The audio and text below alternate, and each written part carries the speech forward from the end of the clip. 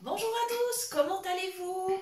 Chez nous tout va bien et nous vous souhaitons la bienvenue sur notre chaîne Cuisine Pratique pour les non-voyants ainsi que sur la chaîne de l'association Phoenix qui relaye nos vidéos. Mais nous remercions également tous les groupes qui nous accueillent ainsi que la page Cuisine du bout des doigts qui relaye également notre travail. Donc merci à tous. Voilà, parce que c'est des échanges vraiment très sympathiques et ça permet, on va dire, à un maximum de personnes de voir toutes ces vidéos. Voilà, ce soir on va faire quelque chose de très simple, mais le très simple c'est souvent très très bon. Alors je pense que vous connaissez une petite spécialité qui s'appelle les blinis. La pâte est extrêmement facile à faire. Par contre, nous avons testé l'autre jour et en fait, comme on les prépare usuellement, c'est-à-dire en les cuisant dans la poêle, c'est un petit peu compliqué parce que le blini est un petit cousin du pancake, on peut dire. Et puis en fait, il faudrait vraiment une poêle à compartiment, enfin vraiment pour une personne non-voyante, c'est très compliqué. Donc on s'est dit que finalement, l'idée, ce serait de faire un grand blini et de le cuire dans un moule au four. Ainsi, on pourra ensuite le garnir comme on veut, exactement comme ça se fait avec les petits blinis qui sont cuits dans la poêle. Voilà. Donc, on va passer à la préparation de la pâte. Et comme je vous disais, c'est quelque chose d'extrêmement facile. Voilà. J'ai besoin d'un pot de yaourt. Alors, on dit du yaourt bulgare, mais chez nous, c'est pas très facile à trouver, donc j'ai pris un yaourt grec. C'est quand même deux pays qui sont très voisins. Hein. Voilà. Tip top. Comme ceci. Voilà. Alors, je vais le tourner dans mon saladier. Je vais m'aider avec une grande cuillère à soupe. Voilà. Et moi, j'ai un pot là de 180 grammes. Voilà, donc je ne sais pas, après, suivant les régions où vous habitez, quel poids vous allez trouver. Je sais qu'en France, il y en a de 150 grammes, de 125 grammes. Enfin, même chez nous d'ailleurs, il y en a de poids différents, donc je ne sais pas exactement. Mais là, je peux vous dire, avec le pot de 180 grammes, on va préparer quand même un joli blini. Ça va être super. Voilà, donc là, voilà, comme ceci. Je vais passer le doigt dans la cuillère pour bien récupérer tout le yaourt.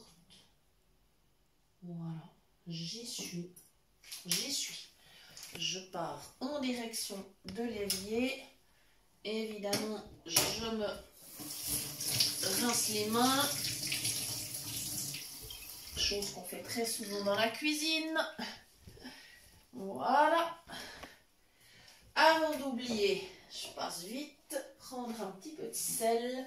Je ne vais pas en mettre trop parce que finalement, on pourrait les manger aussi bien salés que sucrés. Alors, habituellement, ils se servent salés, hein, avec une garniture normalement de saumon fumé. Mais on peut bien sûr broder autour de ça, et il n'y a pas de souci. J'ai un œuf.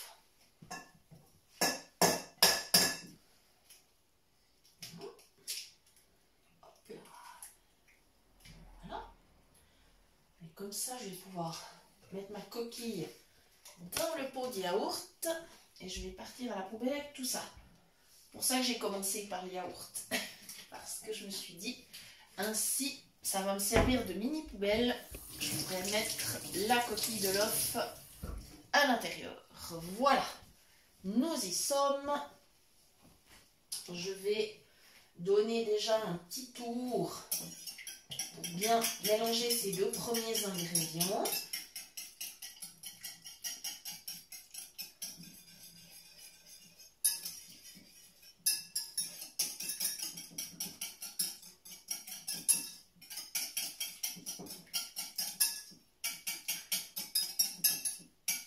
Alors, ce qui serait possible au four, bien sûr, ce serait par exemple d'utiliser des petits moules individuels. Il n'y aurait pas de problème. Mais là, ce soir, j'ai décidé d'utiliser utiliser un moule à monquer, mais qui n'est pas un très grand moule. Hein. Il doit faire à vue de nez, ouais, je sais pas, je pense 20 cm de diamètre, d'après ce que j'ai pu. Je l'ai pris dans les mains tout à l'heure. Il me semble qu'il doit faire dans les 20 cm de diamètre. Parce qu'en fait, c'est un... Je n'ose pas dire que c'est un nouveau moule, je l'inaugure en fait, mais en fait il était dans mon armoire et je l'avais complètement oublié, lui, je l'avais zappé complètement. Puis mon mari l'autre jour, alors que je lui demandais de me trouver quelque chose dans l'armoire, il m'a dit mais tu sais que tu as un moule à monquer en silicone. J'ai dit ah bon, et voilà. Maintenant la farine. Alors justement je vous ai parlé du pot de yaourt tout à l'heure. C'est par rapport à la farine parce qu'il faut un pot de farine, c'est-à-dire, normalement, dans le pot du yaourt, on mesure la farine. Alors, l'autre jour, quand on a fait l'essai, on s'est aperçu que le pot de yaourt de 180 grammes représente 4 cuillères à soupe de farine. Voilà, bien bombé. Voilà, c'est pour ça que maintenant, j'ai plus besoin de remesurer avec le pot de yaourt. Mais c'est pour ça qu'il faudra... La première fois que vous ferez la recette, eh bien, il faudra mesurer. Alors, petit conseil, il faudra bien sûr mettre le yaourt en premier dans votre saladier. Et ensuite, il faudra le rincer, le sécher pour pouvoir mesurer la farine. Voilà. Et une fois que vous savez combien de cuillères ça représente, bon, après, c'est facile. Voilà, donc 4 cuillères de farine. Et voilà, comme ceci. Je vais refermer le sachet de farine avec la pince à linge. Ça, c'est les vieilles astuces des grands-mères, mais c'est toujours d'actualité, hein, ça fonctionne toujours. Voilà. Ceci, maintenant je commence à bien, et puis je vais rajouter encore vite avant de terminer un demi-sachet de levure chimique. Donc ce n'est pas de la poudre à lever, hein, je précise bien, c'est de la levure qu'on utiliserait pour faire du pain, de la brioche, voilà, comme ceci. Et voilà, et c'est parti, on tourne avec le fouet. Voilà.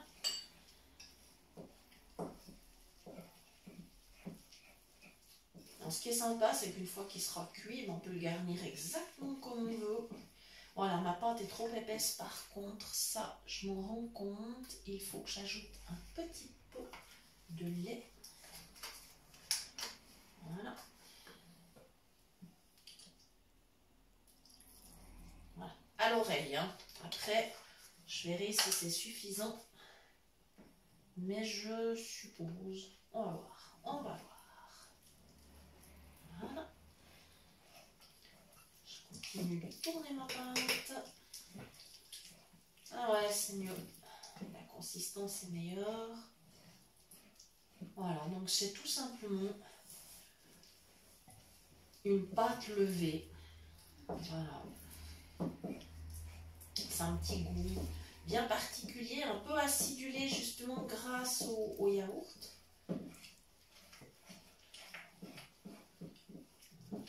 Encore une mini goutte de lait.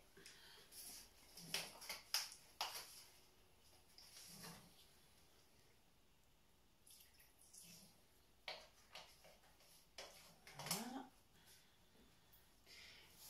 Comme ceci. Alors après les garnitures, une fois qu'il est cuit et refroidi, c'est exactement comme vous voulez, hein. Donc à l'origine, c'est plutôt le saumon fumé avec éventuellement une petite sauce Réfort.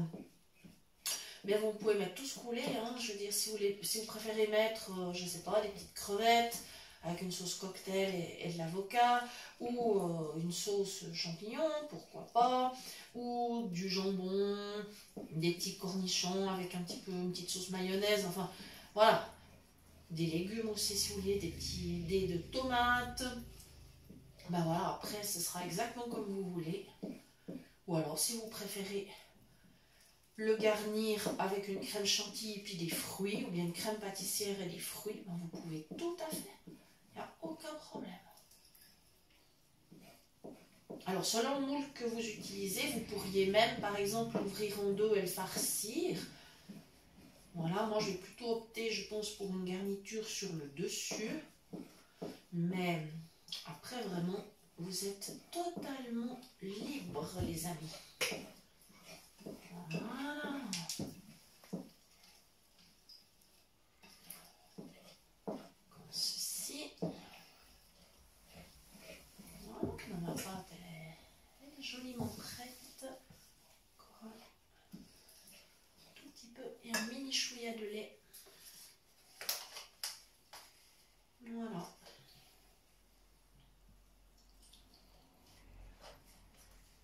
En tout cas, on en a mangé hier au petit déjeuner. Eh bien, je peux vous dire que c'était quelque chose qui était bien bon. On a bien apprécié. Alors, au petit déjeuner, on n'a pas mis le saumon, hein. Ça c'est sûr. On les a mangés nature, hein.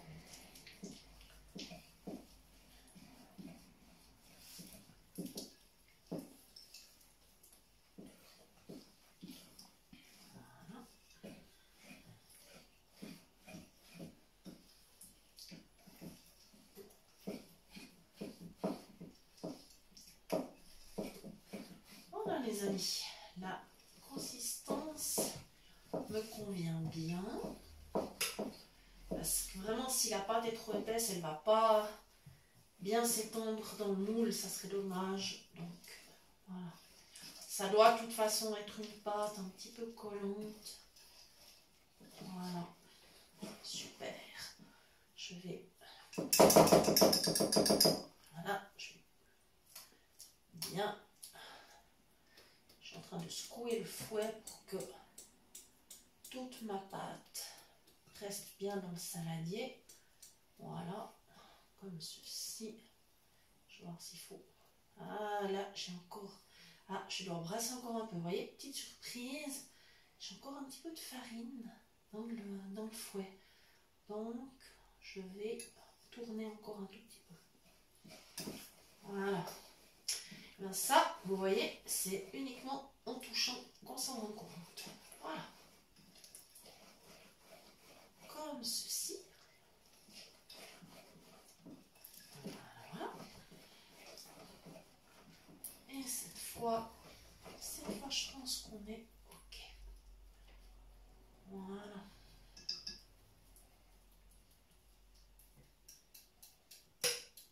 Voilà. Oups. On va partir à l'évier. Attention, il faut que je sois à la bonne hauteur aussi. Et alors, je garantis passage sous le robinet obligé, hein, pour les mains. Voilà.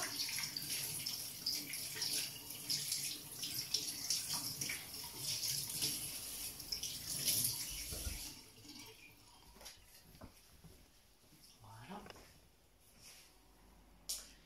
Maintenant, voilà, j'ai mon moule à monter qui est là. Mon saladier par ici. Et je vais pouvoir simplement verser ma pâte à l'intérieur du moule. Voilà. J'ai toujours ma longue de chat, bien sûr. La fameuse spatule caoutchouc pour pouvoir verser la pâte. Et avec ce genre de moule, ça va bien pour verser la pâte parce que il est quand même assez large par rapport au saladier. C'est plus facile que dans le moule à cake. Voilà. On a plus de place. Voilà. Voilà, voilà. Très bien. Et ça va partir en cuisson thermostat 180 pour 35 minutes. Puis après, bah, comme d'habitude, hein, comme pour tout ce qui est pâtisserie, avec un couteau à bout rond, attention, là c'est du silicone, on vérifie la cuisson. Et voilà, voilà, voilà.